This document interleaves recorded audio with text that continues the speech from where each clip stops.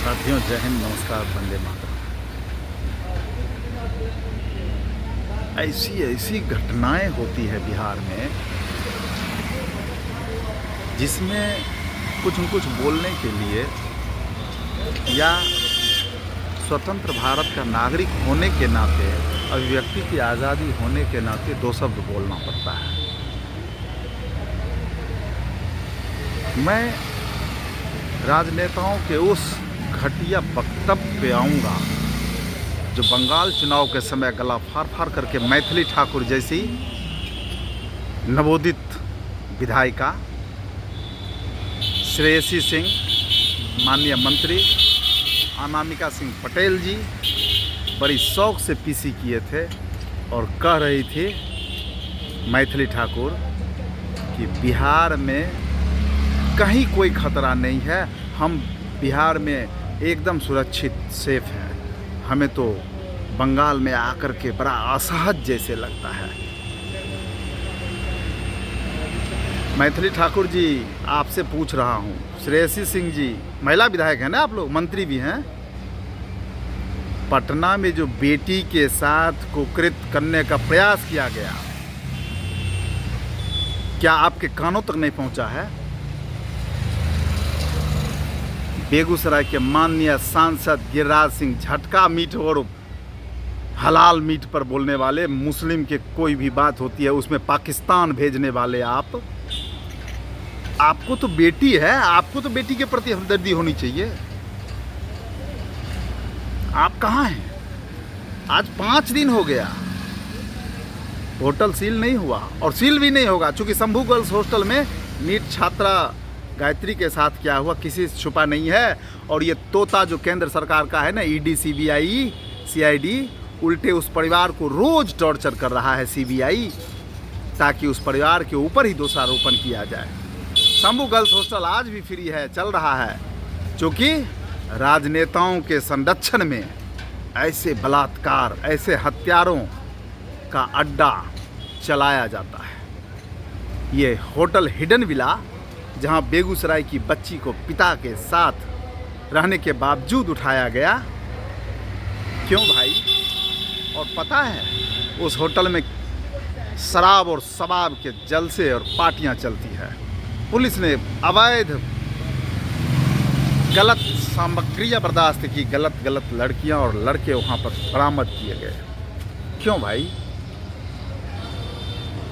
सम्राट चौधरी जी सही कहते हैं, जब देश आज़ाद हुआ था ना, तो 80% नेता ईमानदार और अच्छे चुने जाते थे जब जनता मूर्ख थी।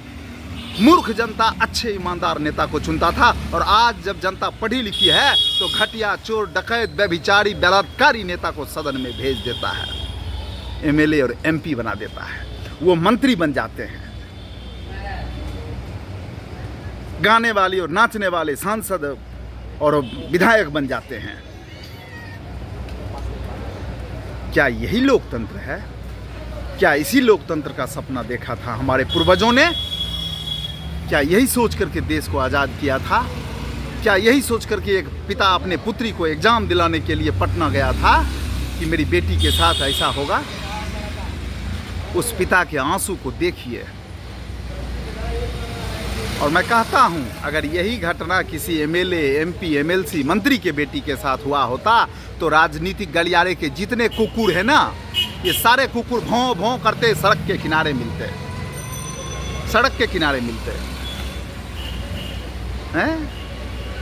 बेजुबान छात्र जो आंदोलन करते हैं शिक्षक की भर्ती या बहाली के लिए, आप उसको लाठी से चूर देते हैं। जो अपने हक की बात करने जाते हैं उसको लाठी से चूर देते हैं, मगर जहां अवैध काम होता है उसको आप संरक्षण देते हैं। अरे हमें तो लगता है कि मुख्यमंत्री जी को और माननीय मंत्री सबको जहर खा करके मर जाना चाहिए, नहीं तो बांस घाट, गाय घाट में जाके सुसाइड कर लेना चाहिए। इतनी बेशर्मी की हद पार हो गई। शासन प्रशासन नाम के ये दारू जब बंद हुआ ना, ये साजिश के तहत दारू, यही नीतीश थे ना जो हर पंचायत में कंपोजिट शराब की दुकान खोले थे, यही नीतीश। उस समय तो इनका दिमागी हालत बहुत बढ़िया था, जब ये पंचायत, हर एक पंचायत में शराब की दुकान खोले थे। उस समय तो दिमागी हालत खराब नहीं था, लेकिन ये फिर क्या सोच के दारू खराब हो गया, ये दारू बंद कर दिए। दारू बंद इसलिए किया इन्होंने कि राजनेता और पुलिस की मोटी कमाई हो, और वो मोटी कमाई हो रही है। पुलिस की मोटी कमाई, राजनेताओं की मोटी कमाई, और उसी आड़ में पुलिस दारू खोजने के लिए इधर उधर घूमती है, राजनेताओं को कमीशन जाता है, और धंधा फलता फूलता है, होम डिलीवरी होती है, कुछ नहीं होता है। होता क्या है, जो शरीफ लोग हैं ना, उनको चक्की में पिसा जाता है। जैसे बेटी गायत्री नीट की छात्रा थी ना शंभू गर्ल्स हॉस्टल में, उसको मार दिया गया बलात्कार करके।